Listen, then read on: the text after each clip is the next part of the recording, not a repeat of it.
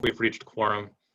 So in like 1 or 2 more minutes, I think you can also close the room, Tiago, so no one else can join.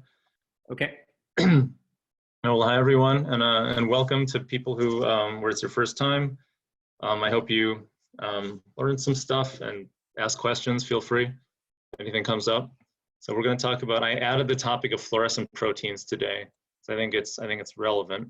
Let me a second here. The laser pointer on. Okay.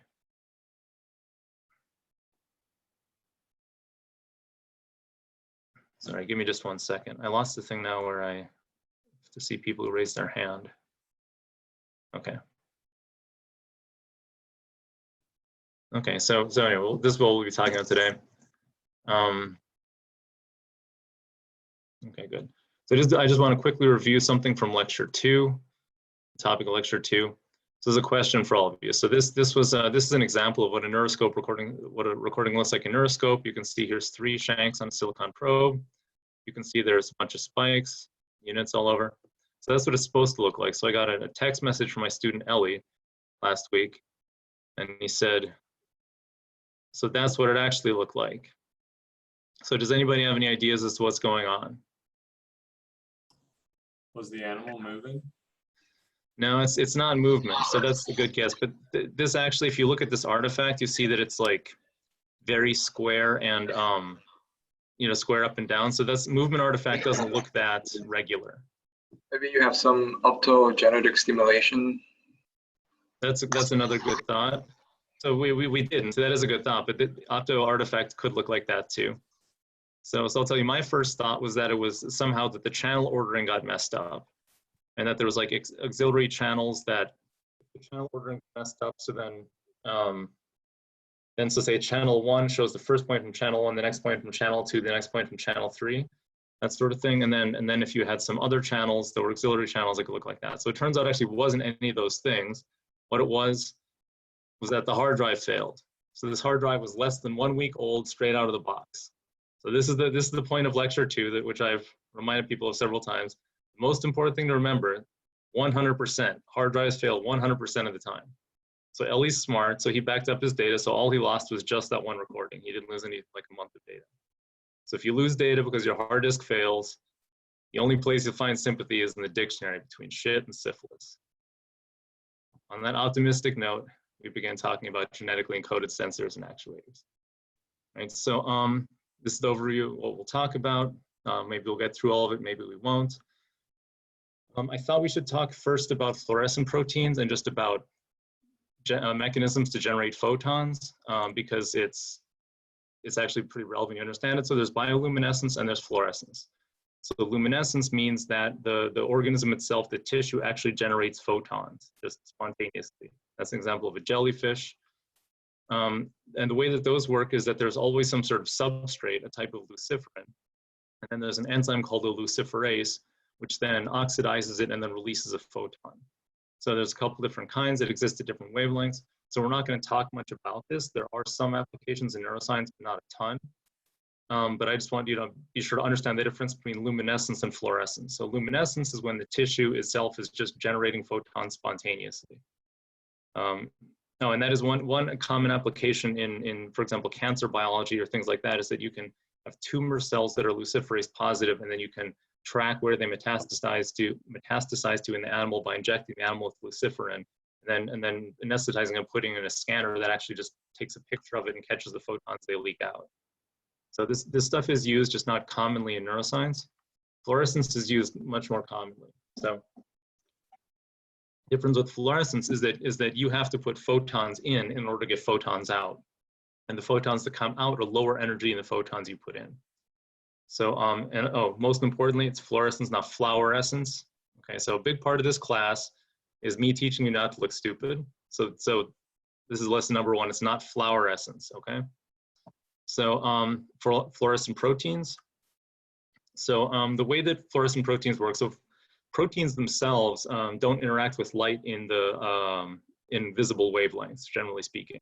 So they don't have the chemistry what it takes to be fluorescent, invisible wavelengths, I should say. So for GFP, the way that this works is that, so it's what's called a beta barrel. It's an 11-stranded beta barrel structure. So the beta barrel, it's like a, remember the alpha helix and the beta pleated sheet from biochemistry? So it's a beta pleated sheet that's wrapped into a barrel shape. And what happens, there's these 3 residues, 65, 66, and 67, that undergo the cyclization reaction and form this in pink here. This is the chromophore. And so GFP is a fluorophore, so fluorescent molecules are called fluorophores.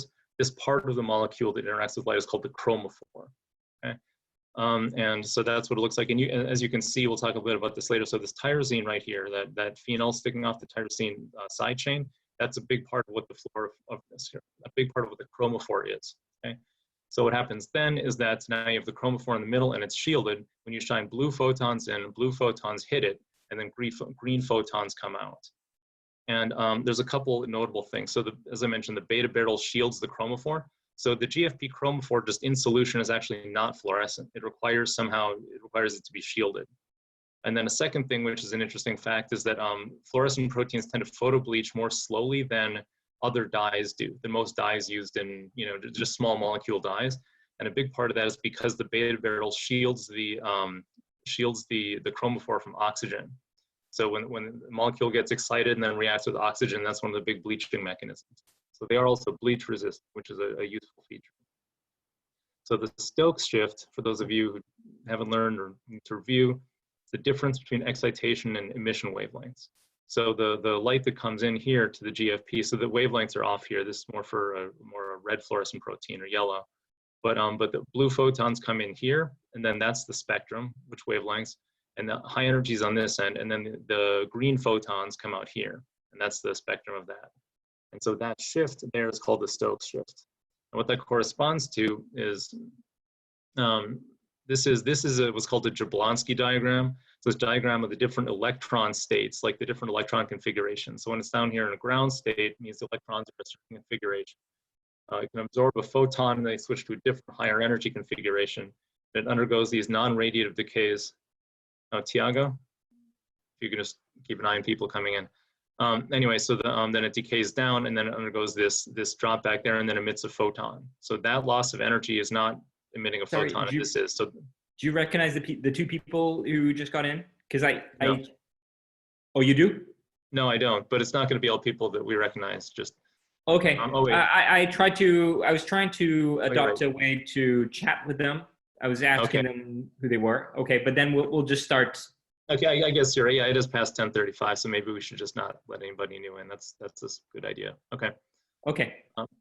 Anyway, yeah. So getting back to this, so then that's why, because you have this non-radiative decay there, that's why this photon is lower energy than that one is, and by lower energy meaning a different wavelength.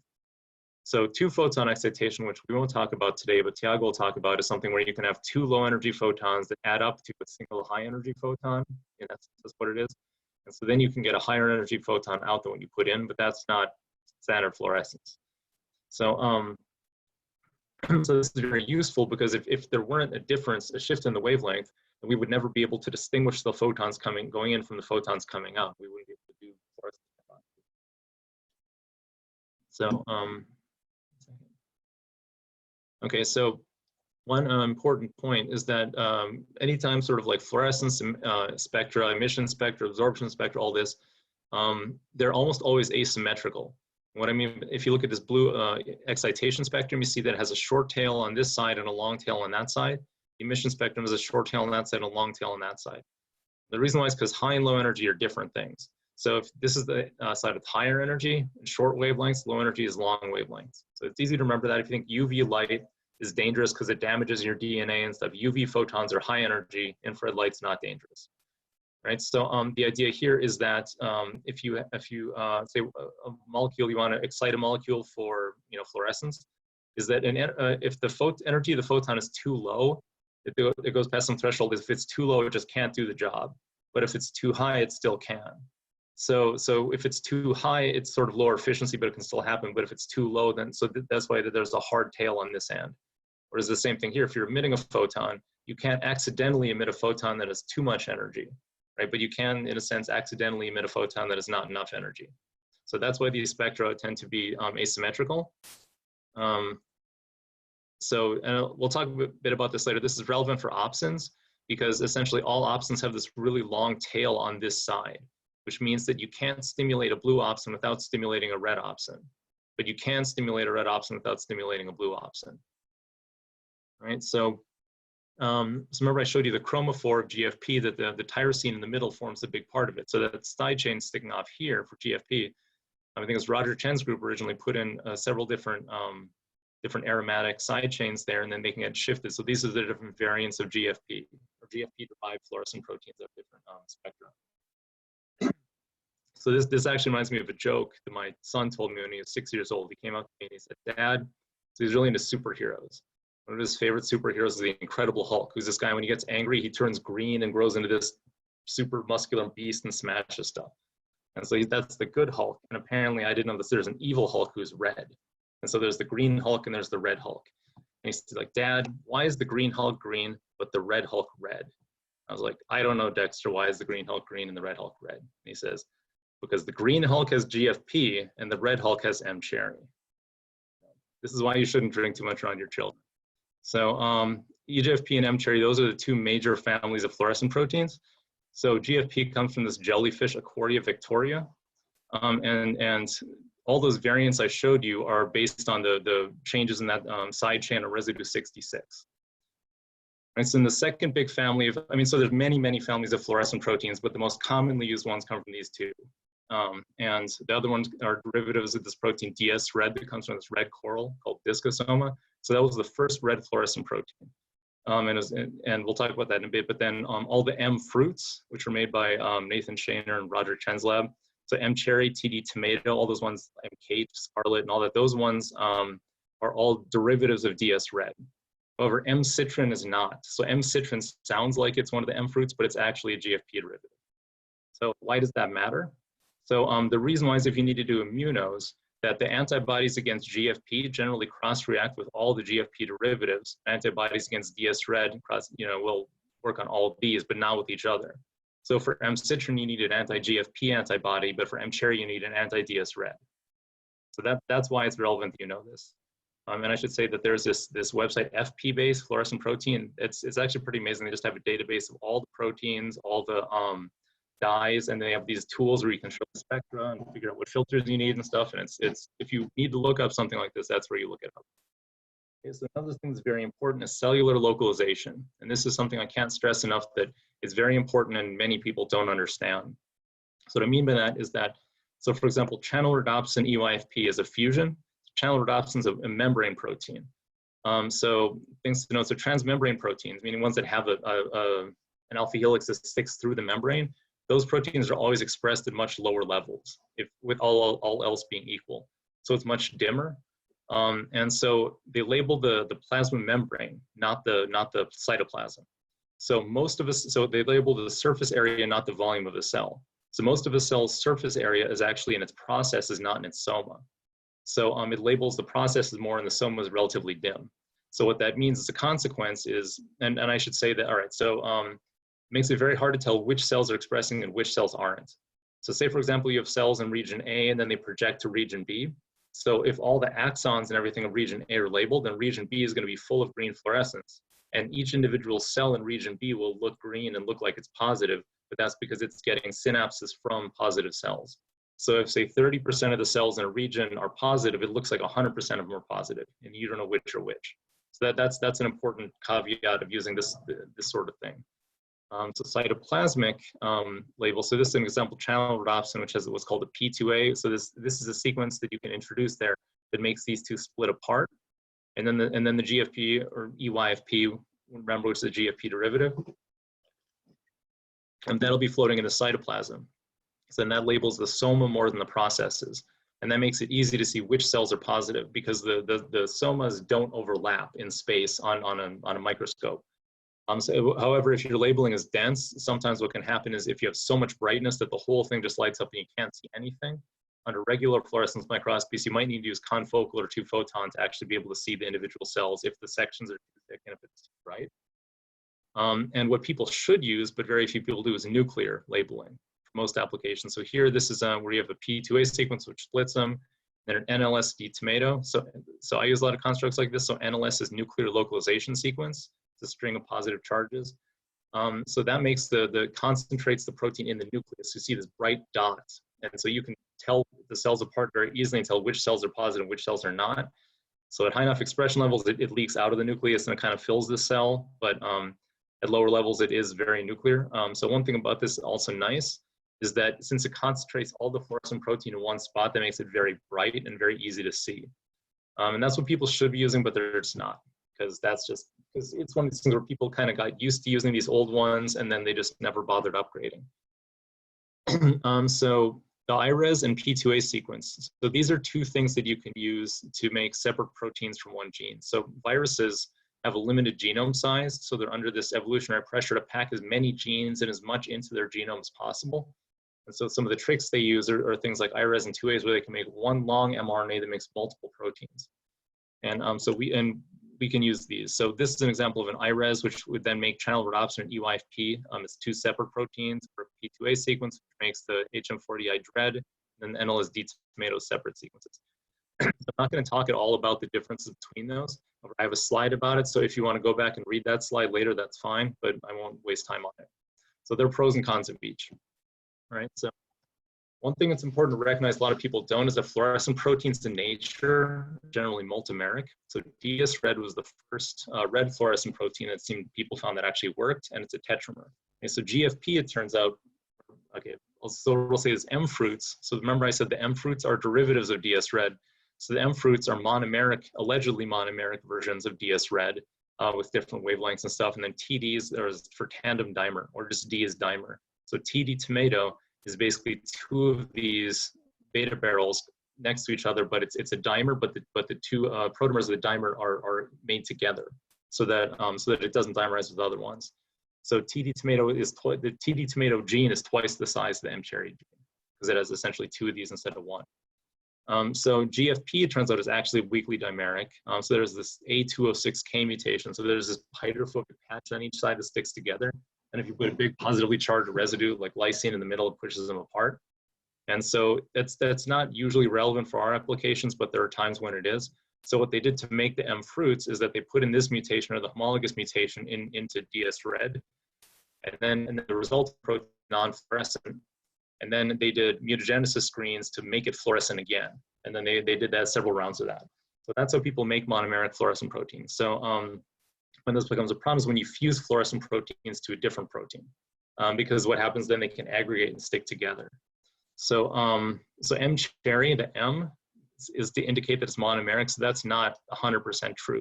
M cherry seems to have some tendency to dimerize. And so, so it's been shown by a couple of different groups that if you make M cherry fusions of channel rhodopsin 2 or HM40I, that they just don't function as well as the ones with EYFP. And we think this is due to multimerization of the M cherries. So HM40I, so a lot of GPCRs are actually dimeric in vivo. And so if you imagine if you have an HM40I, which is dimeric, and an M cherry, which is dimeric, you can have an HM40I sticks to another HM40I, and then its M cherry sticks to a different M cherry with another H, and then you can essentially get aggregates. So that's why that sort of thing is dangerous. So anyway, so what do you actually need to know? There's a lot to know, but what do you actually need to know? So the first thing, the wavelengths. What color is it? And do you have the right filters, right? So I mean, usually that sort of stuff is set up for you, but there's a lot of times you'll have to figure out which filters you need, which protein to use, given the filters that are on your microscope, that they overlap or not. So that's the first thing. So FP base is very good for that, because it has, you can click which ones you want and it'll plot the spectra together and you can see what the overlap is and figure out where your filters go. That's the most important thing.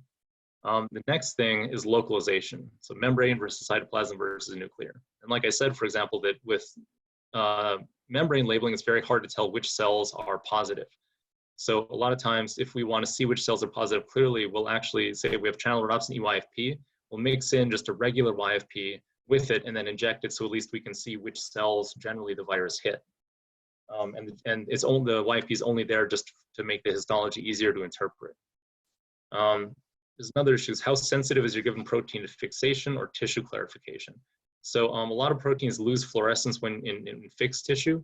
For a lot of these tissue clarification, like clarity type techniques that people use, will actually kill fluorescence in fluorescent proteins, and some proteins more than others. So M-cherry apparently is highly susceptible to like eye disco clearing and so forth. So there are people using sort of different fluorescent proteins now that tend to retain their fluorescence through these processing procedures. So which antibodies do you use if it's not bright enough and you need to see it? So as I said before, remember this is the GFP and the DS-Red/RFP. Those are kind of the two main families that you can get antibodies to. So you just have to know which one yours is derived from. Oh, I already wrote that there. GFP percent. So monomeric, tetrameric, dimeric. M-cherry is not fully monomeric. In particular, so the HM4DI M-cherry fusion for the HM4DI dread, in primates, it was shown that 95% of it is retained in the ER. Only 5% makes it to the plasma membrane. That said, I've used it in mice and it works fine. So maybe 5% is enough. But just be aware of these things. So relevant biophysical parameters of fluorescent proteins themselves is what's called brightness. We don't necessarily need to go over this. Let's not talk about that. One thing I'll say is that photobleaching is very complicated and proteins bleach at different rates, but it's a very complicated thing to measure and compare between different proteins for a lot of different reasons. I can talk about that at the end if people want. So there are classes of fluorescent proteins that are not GFP-like. So almost all the fluorescent proteins you encounter are, it's like GFP is a member of this much larger family of proteins that all kind of look like that. And they all have this beta barrel structure with a chromophore in the middle. And most of them you encounter, there's hundreds of them now, but most of them look like that, so some of them don't. So one notable exception, which we're starting to use, is near-infrared fluorescent proteins developed by Vlad Rakusha's lab and others, but he developed some of these, and he's in one of the faculty here at Einstein. So what's nice about them is that they're spectrally distinct from other red fluorescent, they're farther to the red. So you can use them with things like M-cherry. So we're using them for these animals where we're doing photometry in both the red and green channels. We want to label which cells are positive. So again, we'll label the cells with this infrared fluorescent protein, and then in histology, we label the nuclei and see which are positive. There's also these rhodopsin-based fluorescent proteins, which are essentially voltage sensors. They're just so you know that those exist. We'll talk about this a little bit later. And then there's also fluorescent proteins that, there's proteins that if you inject a fluorescent dye of some sort, that'll go bind to that protein. And so that's not exactly a fluorescent protein, but it's worth mentioning. So Voltron is a good example of that. It's a voltage indicator developed, I think, at Genelia. Talk about that a little later. So I know I went very fast there. It's a lot of stuff to cover. Any questions about that, fluorescent proteins?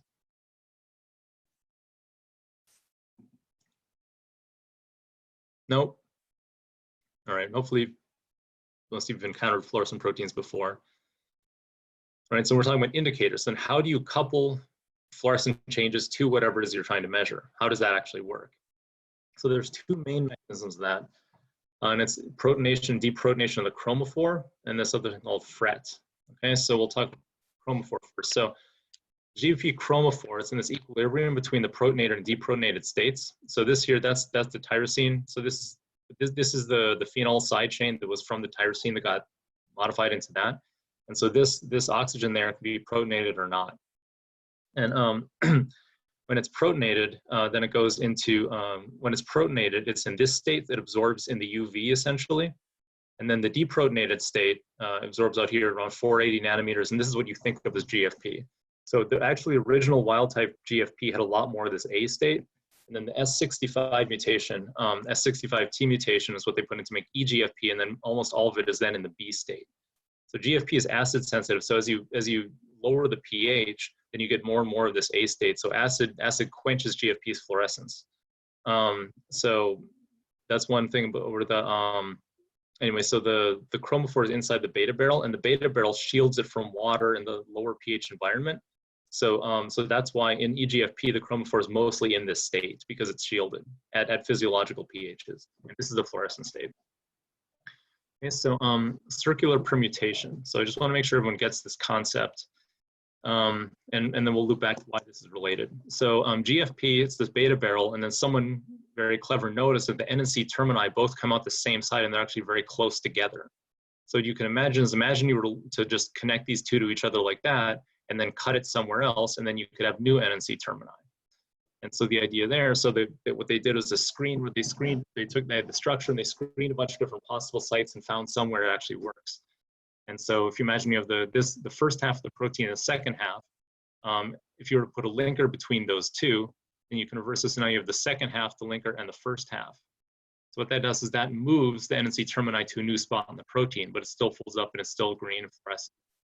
So the reason why this is valuable is because the chromophore is somewhere around down here, and it's nowhere near the NNC termini. So GFP is very stable, and it's for a reason, and its fluorescence is not easy to modify. And if you attach this NNC termini to stuff and it tugs on it, pulls on it, that mechanical force does not get transferred to the chromophore at all. So the fluorescence doesn't change. However, so the idea here, and far away from the chromophore, the idea here is that you can make new NNC termini that are very close to the chromophore. And I put it on both ends because I actually forget which one it's on, and I was too lazy to look it up. But the idea is that if you then tug on these NNC termini, then that will directly affect the chromophore. So they're right next to it, something like 2-3 residues away.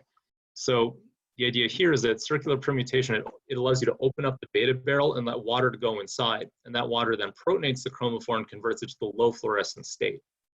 So, so this is this here, the linker and all that. So there's a couple different classes here. So as I said, when it's open, it's low fluorescence, it's protonated. Closed, deprotonated, high fluorescence. So this is what GCaMP looks like.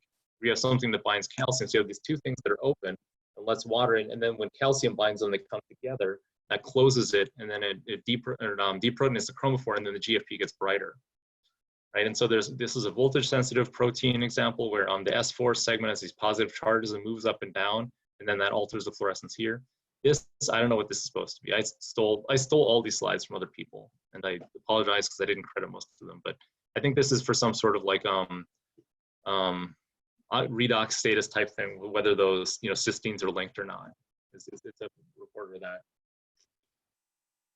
Anyway, so calcium binding, we got all the different camps, GCaMP, RCaMP, XCaMP. Oh, so one thing I forgot to put on here, I think I have another slide for this, is there's a large class of GFP indicators now based on G protein coupled receptors, which you incorporate a cyclically permuted GFP. Let's talk about that in a minute. Voltage sensitive proteins like these, ASAP and ArcLight. All right, so that's the first mechanism, is circular permutation of GFP. We'll talk more about the specific proteins later. The second mechanism is FRET, force to resonance energy transfer. So this is the best slide I could find, maybe not the best ever, but the idea here is that if you have a blue protein and a yellow protein close together, so this is how you can conceptualize it, even though it's not formally correct. So this ECFP, you get a very blue photon, hits here, and then it emits a light blue photon. And then the light blue photon is in the wavelength that the YFP absorbs. So then essentially absorbs that photon and then emits a yellow photon. So you could think of it that so if they're close together, right, if they're far apart here, then that just happens and nothing happens to the YFP. And you just get regular CFP fluorescence. Then if they're close together, then that photon is absorbed there. And so essentially you get two things. One, you get the emission of a yellow photon you weren't supposed to get, and then that blue photon's missing. So you get quenching of the donor and then fluorescence of the acceptor. Okay, so that's not actually how it works. The actual mechanism is more complicated, and it's somewhat relevant because so I won't go into the details here, but this is the relative quantum yield. That's what's called the Forster distance, and R is the distance between the two proteins. So it's proportional to R to the 6th power. So because this is a quantum mechanical resonance thing. So it's not R squared, which it would be if it were actually what I said, where it's one photon hitting the other one. What this means is that because it's to the 6th power, it has this extremely high sensitivity to small changes in distance between the two proteins. And it turns out that it actually depends on the orientation of the dipoles. So very slight changes in here lead to these large changes in FRET signals. FRET's very sensitive in that. So that's the other way to do it. So circular permuted GFPs and FRET. And I guess one thing I should say about advantages and disadvantages of FRET. So one big disadvantage of FRET is that you have to use up 2 wavelengths here. So you have to, you can't, so a lot of things is nice to have, like, the GFP and M-cherry in 2 different cell populations or something. You can do JR-CaMP and then GCaMP. But here you have to use both wavelengths for one indicator. So that's one major disadvantage of FRET. Okay. Can I ask a question? Yeah. Yes. For GFP, did you say that there's a reason that they're all using GFP, that it's uniquely amenable to this circular permutation, or are they all, like, are other molecules Fluorescent also? proteins? Yeah. So the reason that everything's GFP based is that GFP was kind of the first one to be discovered, and so it's just been known for a long time. A lot of work's been done on it. There are actually proteins that are better now. That there are green fluorescent proteins that are better than GFP in probably every way. And probably we could remake GCaMP with those, and they'd be even better. So what I should say is that the red fluorescent protein ones like RCaMP and all that.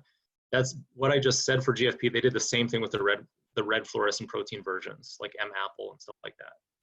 So it's not GCaMP specific, or I'm sorry, GFP specific. It's for this whole class of proteins, which have a beta barrel and the chromophore and all that. Okay. Thank you. All right. I had a question about the part where you were talking about how like the N-terminus or C-terminus is pulled, and that just opens up the beta barrel. Is that strictly mechanical force? Like, how does that? In this case, I believe it is, yeah. For something like GCaMP, it is. Okay, thank you. Yeah, I mean, we could talk about that later. I mean, that's a whole separate thing. It is, yeah. I mean, so another way, there's a lot of different ways you can conceptualize it. Whether it's so what I should say is that it's a bit of an oversimplification to say, oh, it just opens it and it closes. It's more that there's always an equilibrium. The equilibrium gets shifted. This is more a better way to think about it. It's shifted by some, delta G or whatever. And people just mutagenize and find the ones that work the best empirically. Okay, so talking about the actual indicators themselves. So GCaMP is sort of so I should say that in the early days, GCaMP was not the only one we had. There's all these other ones, competing ones, but then is one of these situations where GCaMP kind of won out because it was kind of the best in terms of its performance. It's not the best in other ways. So this is just an example of what I told you before. We have in the presence of calcium, these two things bind together and it closes up the barrel, and then this is fluorescent. Here, I guess when no calcium, it opens up, and then you can see that it's exposed. That's the idea. GCI, just for those of you who don't know what that is. So one big problem with GCaMP is that this M13 peptide is toxic to cells. So particularly in early development. So they're made these GCaMP mouse lines that express GCaMP in like the cortex and so forth. And those mice, it turns out when they're adults, have seizures and all sorts of abnormalities. And so what people have started using for people doing GCaMP lines is there are lines where if you give the mice doxycycline in their drinking water, it suppresses the GCaMP expression. So you raise the mice on doxycycline water, and then when they're adults, then you take them off, and then they express GCaMP, and then apparently they're okay. So that's something to be aware of. Another issue is it has to do with expression level. So if you express, so low levels, it seems, are not toxic. When you have too much, then it gets toxic. So when you get a new batch of AAV, then you have to test a couple different dilutions and make sure you sort of pick the lowest dilution that gives you a nice signal. You can tell if it starts to get toxic because, so when it's non-toxic, or when it looks like what it's supposed to, is cytoplasmic labeling. So you have like a cell and then you have this dark nucleus right in the middle. And if the nucleus starts to light up, so if GCaMP's going into the nucleus, then you know that that's when a cell's dying and so forth. So there's this widespread misconception that calcium buffering is the mechanism of GCaMP toxicity. That's totally not true, because there's other calcium indicator proteins that have been around for a long time, like TNXL, which is known to be non-toxic. So it's a GCaMP specific problem. There are now a couple variants that exist that are less toxic or possibly non-toxic. I say less toxic because I don't know for sure. One of them, GCaMP-X, has this low affinity M13 binding thing, which covers the M13 and keeps it from being toxic. Then there's the X-CaMPs, which are interesting. We can talk about later maybe, where instead of M13, they use some different calmodulin, whatever binding peptide that is allegedly non-toxic. X-CaMPs are interesting because this paper came out showing that there's these new X-CaMP proteins and they're better than anything. They're like the best in the world. And then the lab that developed them is like refusing to release them to anybody. So it's a little fishy. So different baseline fluorescence. So that's something important to know. So typically people look at the performance of these things in what they call delta F over F. So change in fluorescence divided by total fluorescence. So the best way to get a better delta F over F is to make your denominator smaller, to make the baseline fluorescence smaller. So a lot of the new GCaMP variants are designed so that they have the least possible baseline fluorescence. And that actually can be a problem because then you can't see it unless the cells are active, and that can make it difficult to do things like motion correction and so forth. So that's just something to be aware of. There's a lot of different versions of GCaMP. Some of them are specifically designed to have higher baseline fluorescence for certain applications. Yeah, so GCaMP is nonlinear because there's multiple calcium binding sites and they have cooperative binding. So what that means is that when one calcium binds, that makes it easier for the second one to bind, for example. So what that means is that the GCaMP is not a linear, it doesn't give you a linear output of calcium concentration, which maybe is not that big of a problem. It can be a problem for certain things. So nonlinear also limits the dynamic range over which you get your calcium signal. So in the old days, people would use these small molecule dyes you had to load cells with, but those cells would be linear over a much larger concentration range. Different on and off kinetics. So kinetics are important. So yeah, I'm going to talk a little bit here. So I'm going to draw some stuff about the linearity and kinetics. So the idea with the linearity is that, all right, so if you have this sort of thing, and then this is your fluorescent signal, this is your calcium concentration. What I mean is that, if something were linear, it'd be like that. But because GCaMP, because of the binding cooperativity, it has something that looks more like that.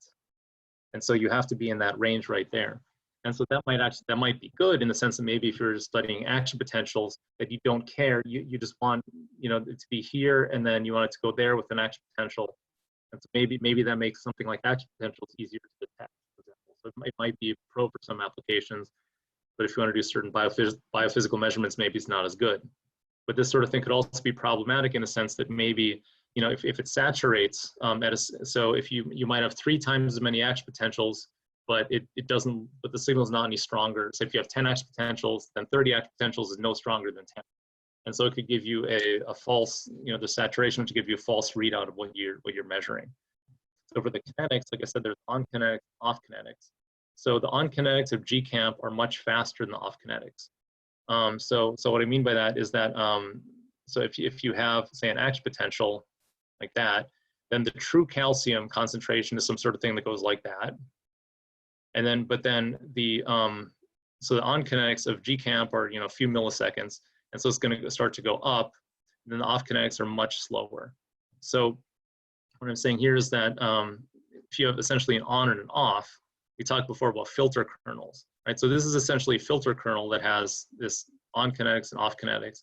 So what you get is the convolution of essentially your calcium signal with the GCaMP's response.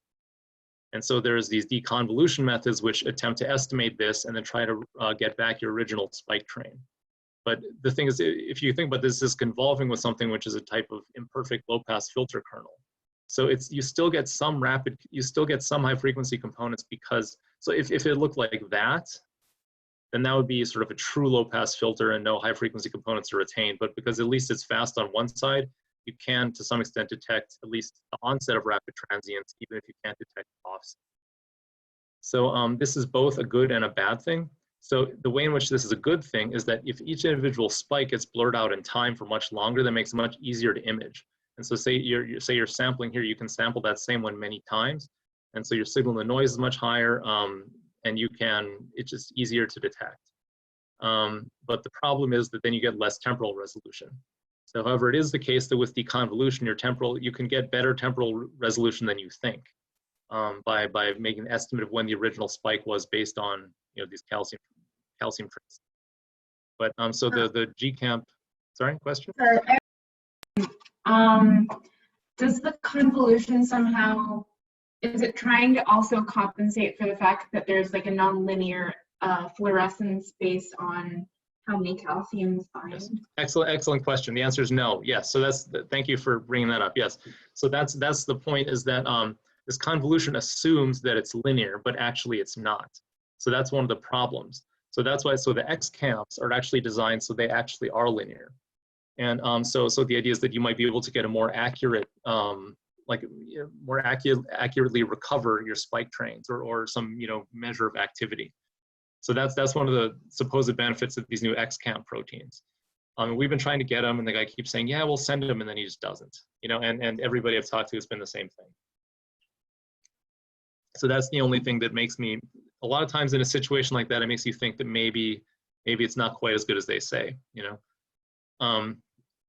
But yeah, so that's one of the issues is the nonlinearity of this calcium binding, right? And then also I think there's probably saturation effects that would occur, you know, with any protein. But anyway, so that's a very good question. So that's the point, is that this convolution is an approximation, but it's an approximation that works pretty well. Okay, so good question. So next we'll talk about, one thing I should say about this though is that I think incorrect conclusions have been reached sometimes because people think that the response lasts longer than it actually does. And if you have a very brief response and then it lasts 500 milliseconds, you could think that the response actually lasts 500 milliseconds. And so the Sabatini paper I put in the reading is actually about that, talking about how so in the case of D-light, it's possible that some conclusions might have been reached that weren't correct. So D-light, so this is the second class I was talking about, where you have a G protein coupled receptor, which is 7 transmembrane domains. People figure out that there's one of these loops in there that you can put a circular permuted GFP into, and also now they do with the red fluorescent versions, and then you can get a change in fluorescence when the ligand binds this thing. So this was originally made for dopamine. So it's first D-light with a D1 dopamine receptor. So D-light and GrabDA actually came out almost exactly the same time from these two different groups. They're different. So the D2 receptor has a higher binding affinity for dopamine at baseline. So this is more sensitive for baseline, you know, like changes that are low, but saturates. And then this one is more for higher levels. And then they have red versions now. So we've used D-light. We've not used GrabDA yet. We have the red GrabDA, we just haven't used it. But these have relatively slow off kinetics, so it's actually interesting. So the off kinetics of D-light are slow, but they're still faster than that of the normal dopamine receptor. So so this is what Bernardo Sabatini was talking about in that paper, where he thinks the calcium or the dopamine kinetics are actually faster, and people estimated them incorrectly because of the long duration of the D-light signal. So that's something to be aware of. So another thing about this is that they're making a ton of these. So this approach apparently generalizes to GPCRs in general. And so there's over 400 GPCRs in the genome that are not olfactory. So they're going to make all of them. People are going to make all of these. So, you know, opioids, you know, whatever it is that can activate a GPCR, somebody's going to make an indicator for it. So there's a lot of interesting stuff that's going to come out of that, I think. All right, so genetically encoded voltage indicators. So this guy, Larry Cohen, in the 1970s, he's an interesting character. He wrote this, he was one of the pioneers who started doing voltage imaging with small molecules in the 70s. And they got this great success initially, and they thought that this was going to take over and electrodes were going to be obsolete by 1985. And just we could image the entire brain at, you know, millisecond temporal resolution, all this. And of course, that didn't happen. And so we wrote this review article, I don't know, maybe 10 years ago, where the last paragraph is this thing about, like, you know, the pain at the possibility of wasting your career in science on this thing that doesn't pan out, and all this, and you know, anyway. So genetically encoded voltage indicators. So be wary. So it's a great idea. It's a great fantasy, and it seems now people are just on the verge of getting it to work after, you know, 40, 50 years. But it's a much harder problem. So part of what I'm saying is that the problem itself is much harder than the problem of calcium sensing. It's not just that the sensors aren't as good. So one of the things is just making them is much harder. So one of the things is you can only detect voltage of the membrane. So it's not just floating in the cytoplasm. There's this thin little layer where you have to detect it at. So it's a lot more complicated, right? Because you have to put some sort of charges in the membrane, and they have to move around. You have to get a protein in there and all this sort of stuff. And it's not just like a calcium binding domain, which is something that's very well understood and all that. They're more likely to mess with the cell. So I should say that most of the new voltage sensors were selected for that they're less likely to mess with the cell than some of the older ones. But even so, they're going to grossly alter, you know, membrane capacitance potentially and this sort of thing. So something else to keep in mind. Finally, it's much harder to screen them in vitro. So calcium indicators, you can you can purify protein from bacteria and you can screen those, right, in 384 well plates.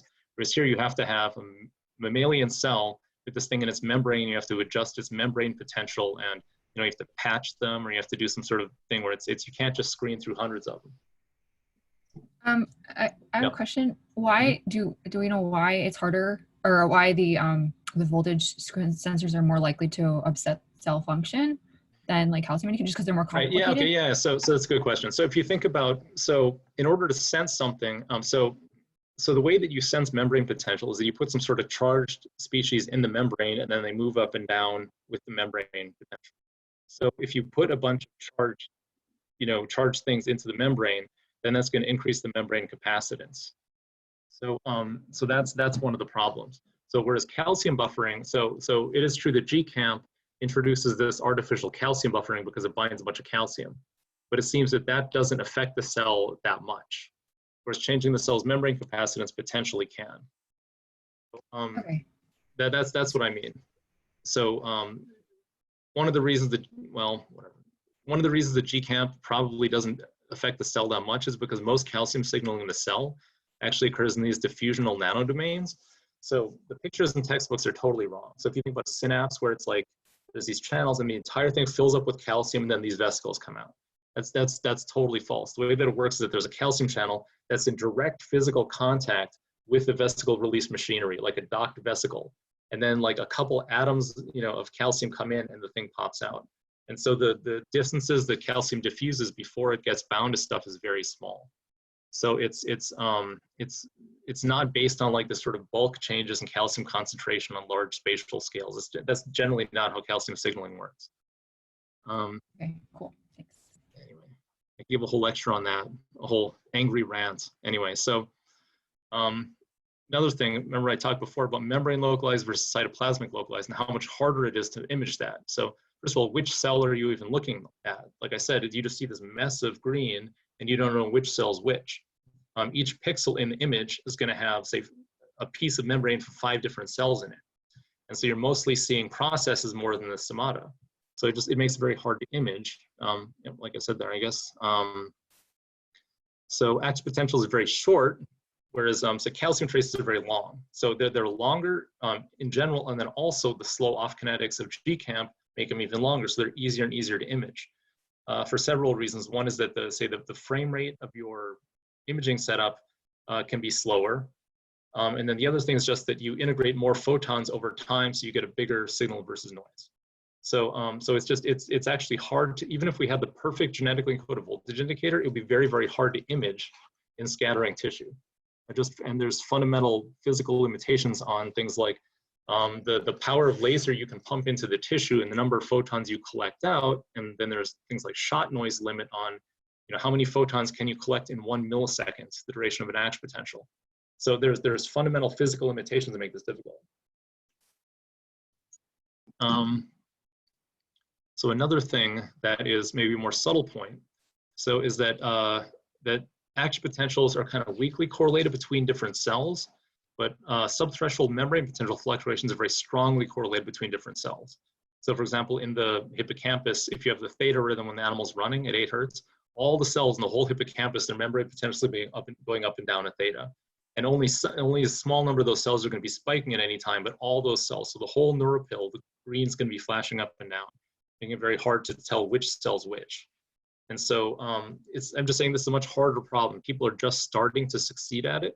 So a lot of the papers where you see that they show this great success, if you look closely, you find that they all do sparse labeling, that they label like 0.1% of the cells. And then so yeah, you can pick out that one cell and there's no other cells around it and you can record that one cell. But dense labeling is much, much harder.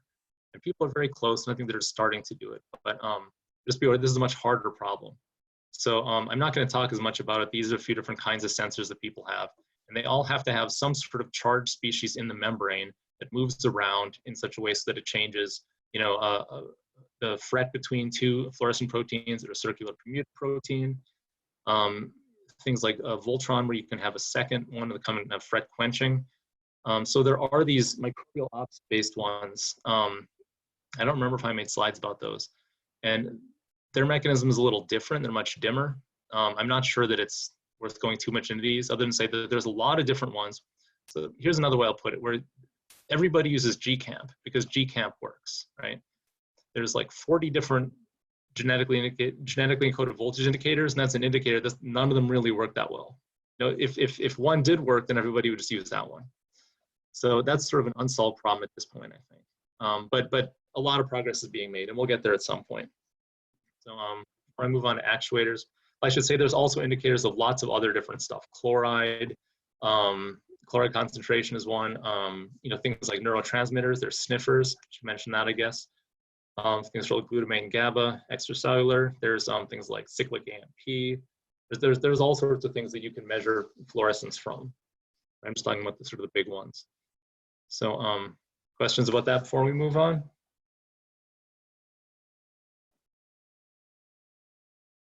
So actually, I think now's the time to take a 5-minute break. Actually, the timing was pretty much perfect, I'm glad. Let's take a 5-minute break, and then we'll come back and talk about actuators. And pause recording. All right, resuming recording. Okay. So last chance, any questions before we move on? I wanted to ask, sorry, Arvin, if we would go over combining optogenetics and sensors. We can talk about it. I hadn't, actually, I can't see who's talking, but yeah, we can talk about that at the end. No, I didn't specifically talk about it, but there's some stuff we'll talk about with that. So let's talk about the actuators next. So I think the starting point to think about is photocaged molecules. So one of the first things, even though it's not genetically encoded by neuroscience, was caged glutamate, where they have glutamate, where they have this group attached to it so you can shine light on it. And then, so this glutamate's inactive with glutamate receptors, and then you shine light on it, and then it turns inactive glutamate. So people do this in slices, and they can have lights that pulse at different places, and they can simulate synaptic inputs and so forth. So that was, you can think of optogenetics like, except there's no genetics. But that was sort of the beginning, where you have this external molecule you add, which is light sensitive. Then it was actually the second generation of optogenetics prior to channel rhodopsin was actually TRPV1 receptors, which is the receptor for capsaicin, which is the molecule in spicy food that makes it spicy. And then there was a photocaged version of capsaicin, so you could put that on there, and then you could pulse laser, and then it would release the capsaicin, and then the spiciness receptor would activate the cells. So that was sort of the second generation of optogenetics. The third generation was using the P2X2 receptor, which is this ATP-gated receptor. And then you can put photocaged ATP in there and then use lasers to illuminate it and then activate that receptor. So that only works in invertebrates, but Drosophila people still use that a lot because I guess with 2-photon encaging, you can uncage on like one cell. So it gives you more spatial precision than channel rhodopsin does. And I'd say I think the fourth generation of optogenetics was this, which is by this guy Kramer out in California, where they would engineer a cysteine on some of these potassium channels, and then they would attach this thing would like somehow like covalently attach to that cysteine, to the sulfur there. And then this group here, you can give 2 wavelengths of light and you make it shorter or longer. And then it would essentially pull this quaternary ammonium plug like in and out of the channel. So this still required an exogenous cofactor. So what's relevant about all these is they all require an exogenous cofactor. I should say, by the way, that the reason this is possible is because all these residues were mapped with cysteine mutagenesis putting these things on. And that was Miles Akabis's, I think, work as a postdoc. He's the director of the MD PhD program. Director. The idea here is that proteins can't sense light, so you have to put in some sort of exogenous cofactor which can sense light. All right, so for opsins, the exogenous cofactor is included. Okay, so sometimes. So this is an opsin molecule. It's a 7-transmembrane main thing, and it has this retinal cofactor inside. And that's the thing that senses the light. And there's 2 different big families of opsins. One uses an all-trans retinal chromophore. There's 11 cis, but they both photoisomerize to these different forms, which then gates the receptor. So opsins are actually pretty interesting. So they're evolved from ligand-gated receptors, where this is the ligand, except that they evolved so that the photoisomerizable ligand would then covalently attach to them. So but homology-wise, they're like ligand-gated receptors. So this is the evolution where they split, and then this is in microbes, and then this is in eukaryotes. Or I shouldn't say eukaryotes. This is in metazoans, like animals, as there are some eukaryotes here. But the idea here is that the fascinating thing is that the development where they started becoming light sensitive emerged after the split. So it evolutionarily it came out twice. So I guess what I'm saying is that microbial opsins and metazoan opsins both independently evolved light sensitivity, which is pretty interesting. So the type 1 opsins, things like channel rhodopsin, they're ion pumps and channels, whereas the type 2 opsins and metazoans are G protein coupled receptors. And then there's 2 families. Maybe I'll talk about that. I don't know. Okay, yeah. So the next thing, the question is, how do you isomerize it back? So it isomerizes here. How does it get back? And that's where the different families differ. So metazoans are animals, for those of you who aren't biologists. So there's the main vertebrate visual opsins, which couple to the GI pathway. And then there's invertebrate visual opsins coupled to GQ. But mammals also have one of those called melanopsin, which is involved in circadian rhythms. So, and then microbial ones, which are mostly for photosynthesis, things like bacterial rhodopsin, halorhodopsin, channel rhodopsin, all that. So the standard way we think about vision is very mammal-centric, chauvinistic. And the idea is that the chromophore dissociates from the protein, and then there's a whole biochemical pathway that's separate in the retina, which then regenerates the chromophore and then reisomerizes and reloads the cell. And I guess this gives you higher temporal resolution, but you have to have a whole biochemical pathway in place to make this opsin work. However, GQ-coupled opsins, it turns out that's not like that the chromophore does not dissociate and the opsin reisomerizes it back. So actually the very first generation of optogenetics was done with insect opsins in mammalian cells. And this was maybe 4 years before channel rhodopsin. And in that case, they still had to load the cofactor, interestingly. But at least in theory, it shouldn't, it's possible that in vivo they wouldn't have had to load it. And so that was the big thing that made channel rhodopsin a big success, was the fact that it didn't require an exogenous cofactor, because the cofactor itself was endogenous, that the retinoids pre-existed in the brain at sufficient levels that they bind irreversibly to channel rhodopsin, and then itself reisomerizes it back, just in the dark. So that's the sort of trick of channel rhodopsin, is that it makes it easy to use. Right, so there are metazone opsins people use for optogenetics, but not very often. So there's these opto-XRs that Dijkstra made many years ago, and in 10 years, there's been like 1 paper sort of thing. So they couple to all 3 different G protein signaling pathways. So it was actually shown even prior to that wild type rhodopsin, just mammalian rhodopsin expressed, visual opsin expressed in just neurons will suppress vesicle release. So problems with this, one of the big ones is that, like I said, the chromophore doesn't regenerate. So what happens is it runs down over time and stops working. So there are versions that people have made that supposedly don't have the problem. People still haven't used them a lot. So this is anecdotal. I've heard from some people. One of the problems is that these are too sensitive. So with G protein coupled receptors, you have this whole amplification pathway where one molecule, one receptor activates a bunch of G proteins and activates a bunch of downstream stuff. So they're very sensitive. And so they're apparently activated even by room light. So it's actually, in a sense, difficult to work with these. This anecdotal that I've been told, I've never tried working with them myself. So there's one that's very exciting and it's not out yet. It's a opsin from the Japanese river lamprey parapinopsin. And so remember I said there's the vertebrate-invertebrate split. So the bistability of invertebrate opsins, which has this, where it essentially regenerates its chromophore, but they couple to GQ, and then the mammalian ones couple to GI. So lampreys are like this weird sort of primitive, one of the early vertebrates. And so they have this hybrid opsin that has properties of both. And so it wasn't a paper, it was an SFN poster from Michael Brucas's lab a couple of years ago showing that they could silence synaptic terminals in vivo with this. And they could shine one wavelength of light and it would shut them off, and then a second one would turn them back on. And it was very exciting, and I don't know whatever happened with it. So it once again makes me wonder if there's something that didn't quite work, as hoped. But this one's very exciting because this is something we can't do well currently that we would like to be able to do. Now we, like the entire field. All right, so microbial opsins, more commonly used. So The different classes are, there's channels and there's pumps. So channels, so cation channels such as channel rhodopsin. Then there's more redshifted versions like Reacher and Crimson.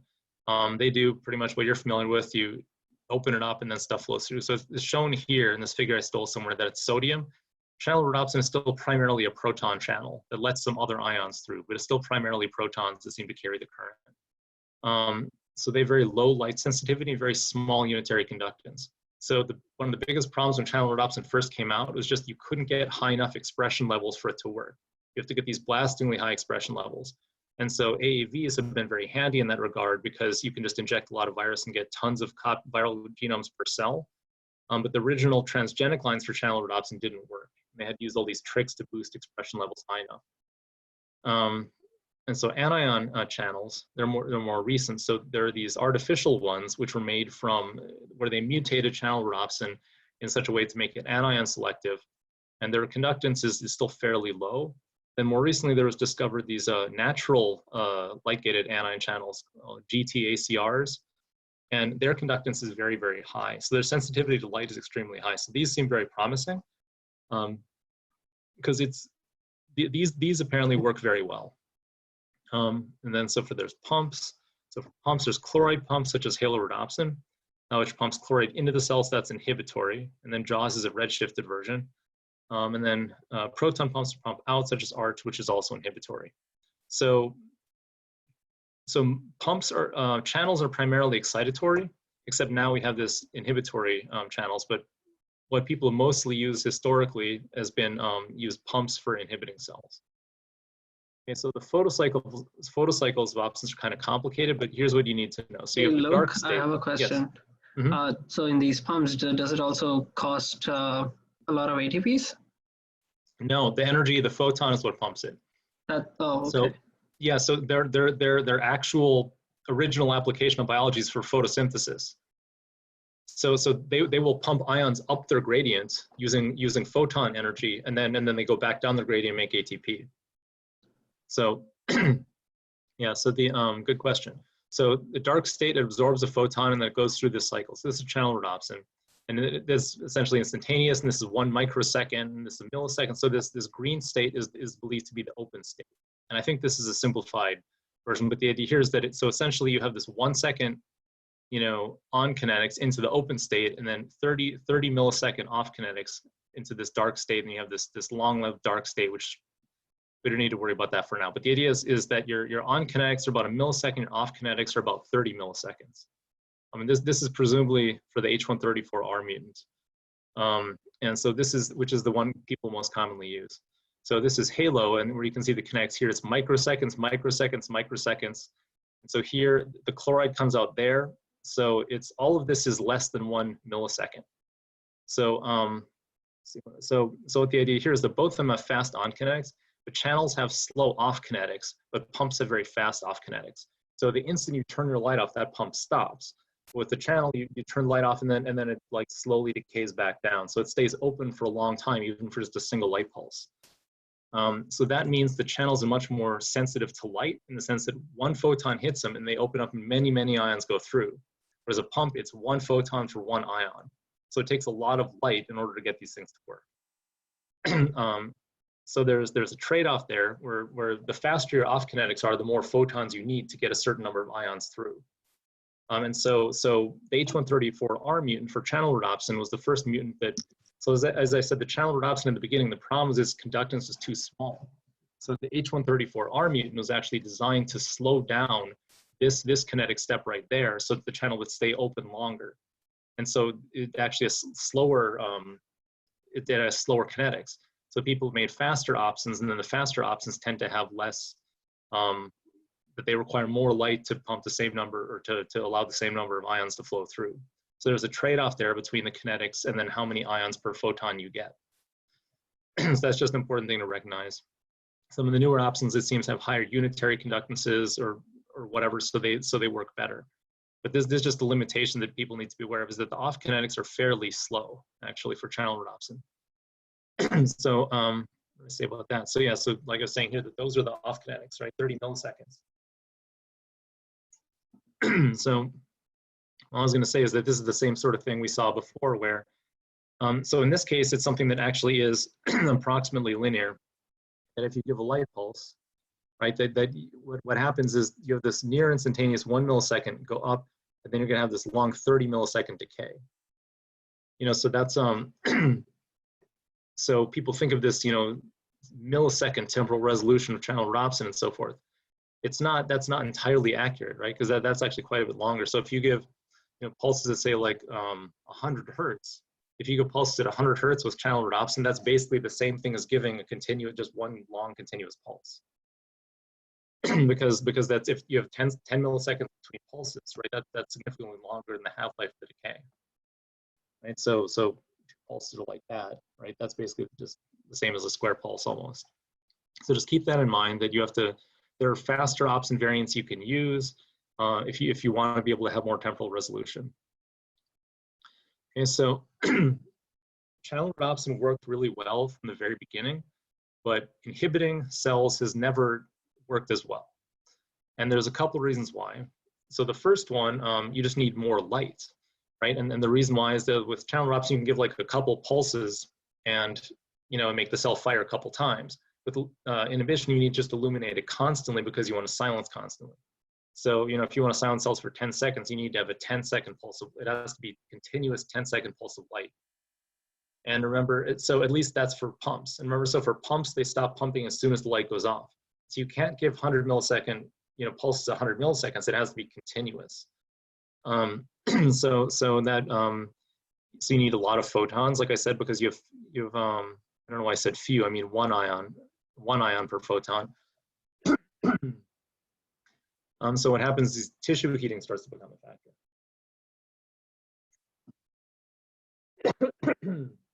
A lot of papers where people didn't do any controls, and other people came along later and said in an animal with no opsins, if you give, you know, 10 milliwatts of light for 5 seconds, then the firing of cells does all this crazy stuff that has nothing to do with opsins. It has to do with tissue heating. So that's an important thing to recognize with inhibition, one of the things that makes it harder. Second thing, and then a lot of times, even when you do this, that a lot of times the cells reduce their firing by 50% or something. It's not total inhibition. Whereas with stimulation, it's, you know, cells are not firing and then they fire. So it's not quite as clean. So the post-inhibitory rebound, here's an example where you say turn it off, and then as soon as that turns off, you see there's a burst of spikes right there. So that sort of thing is very common. So what people often do is that they'll have this light pulse, and then the light pulse tapers off in intensity before shutting off. That helps prevent that burst there.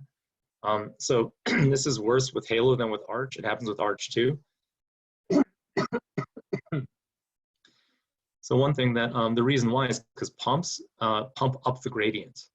Okay, so what that means is that Halo will keep pumping chloride into the cell and it won't stop, right? So when the intracellular chloride concentration gets too high, there are actually papers showing that GABA becomes excitatory in cells that have been inhibited with Halo because it actually changes the chloride reversal potential of the cell. And so in Arch also, it seems to be less perturbation, but Arch actually increases the intracellular pH because it pumps ions out of the cell until the cell starts to become alkaline inside. And that apparently can cause spontaneous vesicle release. So that's I would say, of questionable significance. So to me, I think the GT-ACRs are the most promising because, like what I said, so they're channels, not pumps, and they have very high unitary conductance. So you give one pulse of light, and then they stay open for 100 milliseconds or whatever, and then that cell should be inhibited throughout. So people are just starting to adopt these, but these seem to have hopefully solved a lot of the problems associated with the pumps. However, they have other problems, which we'll talk about in a second. Right. So one of the applications people really want that has been difficult has been to inhibit axon terminals. What I mean by that is, say you have, I don't know, say, area A projects to area B, and you put the opsin, inhibitory opsin in area A, and then you put the optical fiber in area B, and you just want to shut off the terminals there. So what you're trying to do in essence is essentially shut off an action potential that's already initiated, and that's very hard to do. And so this is an example with Arch where people, that's 5 minutes, you can see that they get about a 40% reduction in the EPSC amplitude. With Halo, they get like, I don't know, 20% reduction.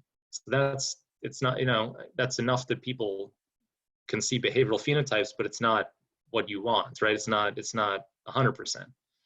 And apparently, slice physiologists tell me that this has to do with the release probability at the synapse. So like I said, high release probability synapses, these opsins have very little effect, whereas at low release probability synapses, then they tend to be more effective.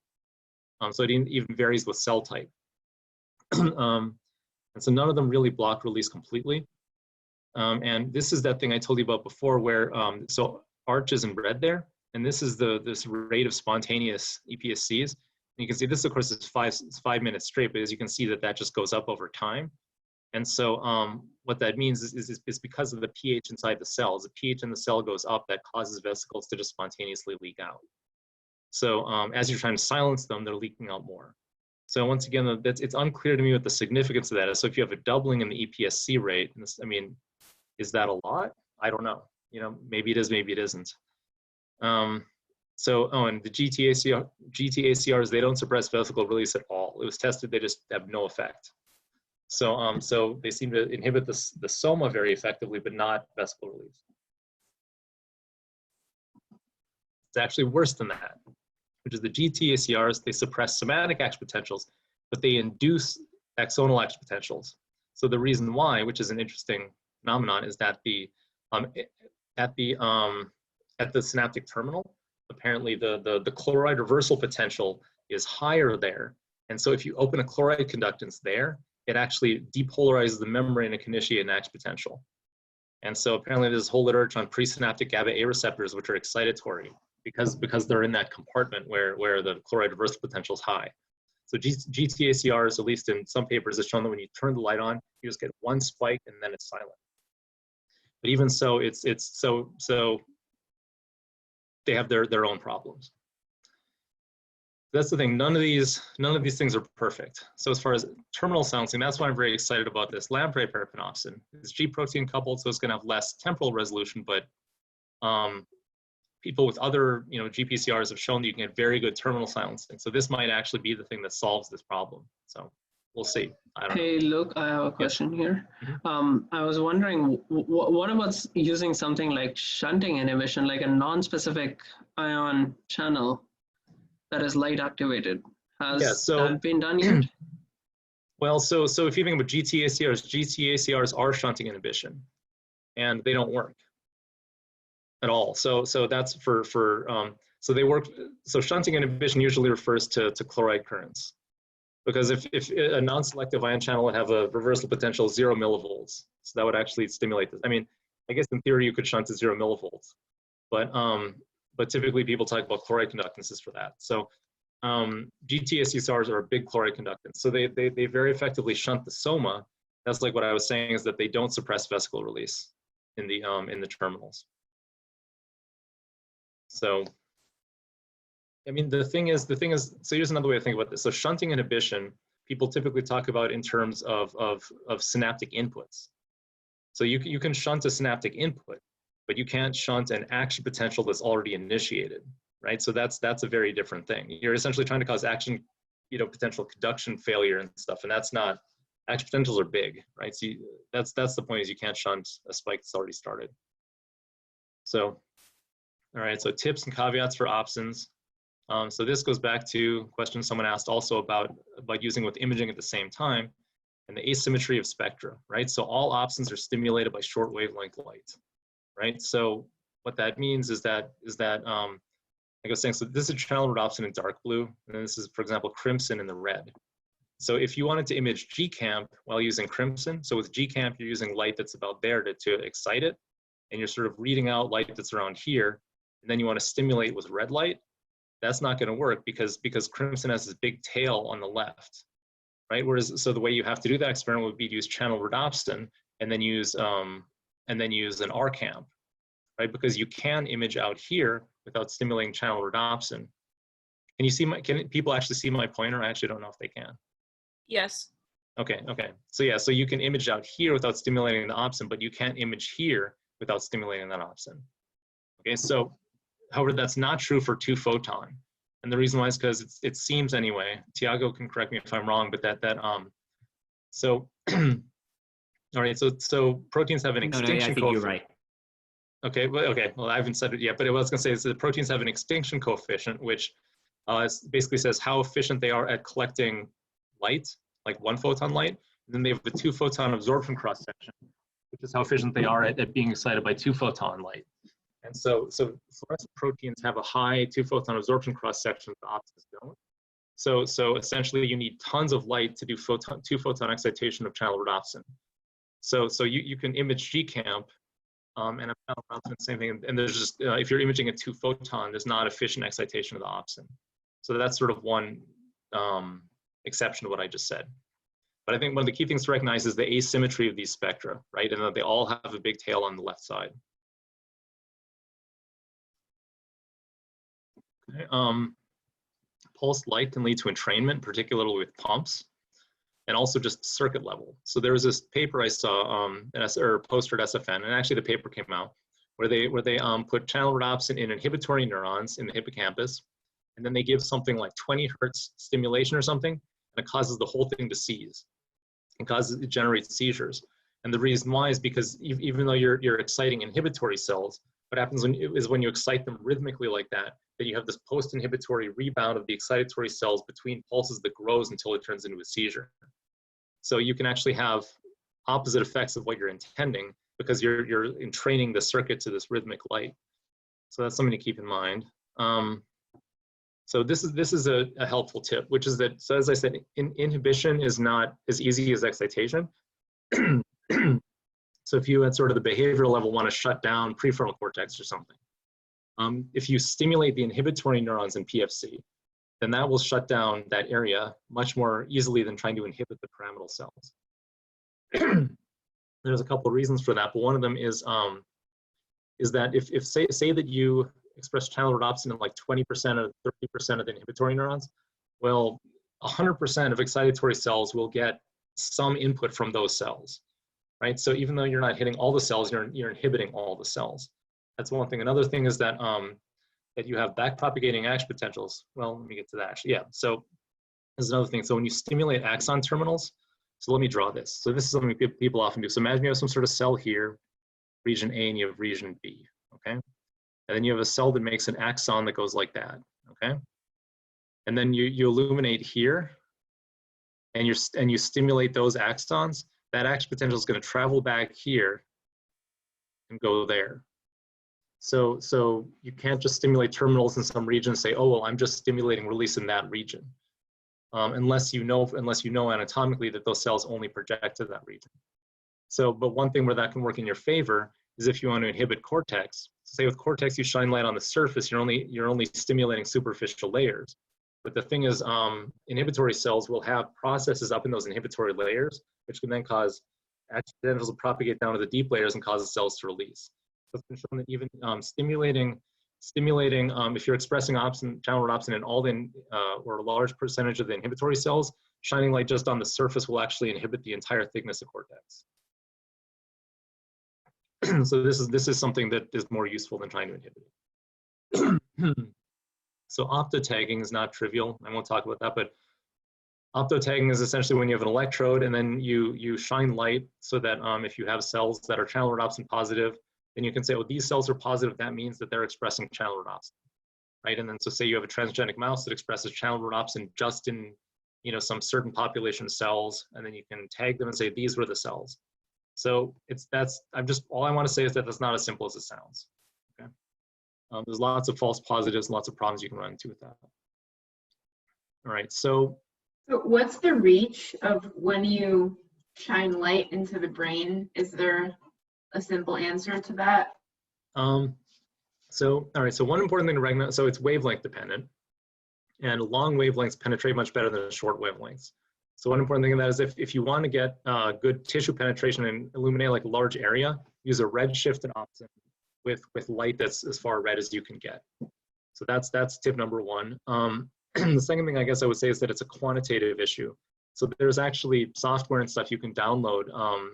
This guy Joe Studzinski and Josh Gordon's lab made a MATLAB toolbox that will make these estimates that are based on experimental data that will estimate if you put in like what your wavelength is and how much power you're giving. It'll tell you like how much light penetrates how far into the brain.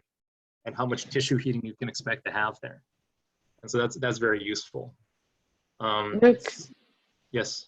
Can you share that later? And it depends Yeah, on optic fiber also, no? On yeah, it's only for optical fibers. Okay. Let's do Jens. I think it's a Y and Gordon. Josh Gordon. I have a question as well. Yeah. Is it, so when you're optotagging, maybe this is more for Anita's lecture later, but can you negatively identify a cell? Like, do people ever use inhibitory opsins to yes, you can. cells? And you can. So the problem with that is that most cells don't have a very high baseline firing rate. So so if you inhibit them, like most cells at any given time are not firing, right? So if you inhibit a cell, you have to inhibit it many times before you can statistically be sure that there should have been action potentials there, but there aren't, right? Whereas if you stimulate a cell's not firing, and then it starts firing, you're like, yeah, that cell started firing. But so the reason that optotagging is complicated is because when you excite cells in the brain, those cells synapse on other cells, which synapse on other cells. And so you can get cells that, you know, are one synapse downstream of the channel rhodopsin positive cells. Those cells will fire when you turn the light on. And then they'll be like, oh, those cells are channel rhodopsin positive. And the problem is that the kinetics of channel rhodopsin, how long it takes to depolarize a cell, the action potential and so forth, is on the same order as, you know, a monosynaptic delay. So it depends on the circuit. So it's not clear cut. Or if you inhibit a bunch of cells and then those cells cause other cells to stop firing, then you can say, oh, that cell was inhibited. So I should say that it's much easier to optotag inhibitory cells than excitatory ones, right? Because if you optotag inhibitory cells and then they fire, those cells will only make other cells stop firing. So you can still get weird effects, but it's less likely. And there's a bunch of other stuff, yeah. Is there like, are inhibitory versus excitatory opsins, are they, oh, never mind. I answered that question, sorry. Okay. Ignore it. Yeah, so another thing that you'll see a lot increasingly is these LoveJ alpha domains, which come from plants. And the way that they work, so briefly, so it's used for many applications. So just one from neuroscience, this luminotoxin thing from Ed Boyden's lab. So there's this domain which has some sort of cofactor is also endogenous, is some like flavin mononucleotide thing. I forget exactly, but it's some molecule that is in all cells and it binds there and it's light sensitive. When you shine blue light on it, it's connected to this alpha helix, and then the helix unwinds and causes them to dissociate. And this has been used for many, many different things like transcription factors, caging peptides, and all that sort of stuff. And so you'll see more of this in neuroscience. So it turns on in about a second. Off kinetics are slower and variable. You can vary with different mutations and stuff. So this is one application in neuroscience that people have tried, and I wouldn't say that it worked super well. The idea is you have some sort of toxin that blocks your receptor, and you turn on the light, and then it opens up and pulls that thing off. So people haven't really used those luminotoxins much, and I don't think that their performance is that great. So ways to think about this. One thing I want to be clear that people think a little more quantitatively than this. So this is not how anything actually works. In biology, you have something that's like that, and then it goes like that. That's not how anything actually works, right? There's a equilibrium between multiple different states, and their energy levels shift. That's what happens. So the energy in a blue photon is about 64 kcal per mole. So the delta G for this when it absorbs a photon, its energy changes is 3.8 kcal per mole, which is not small, but it's very inefficient if you think about the energy of the photon that hits it.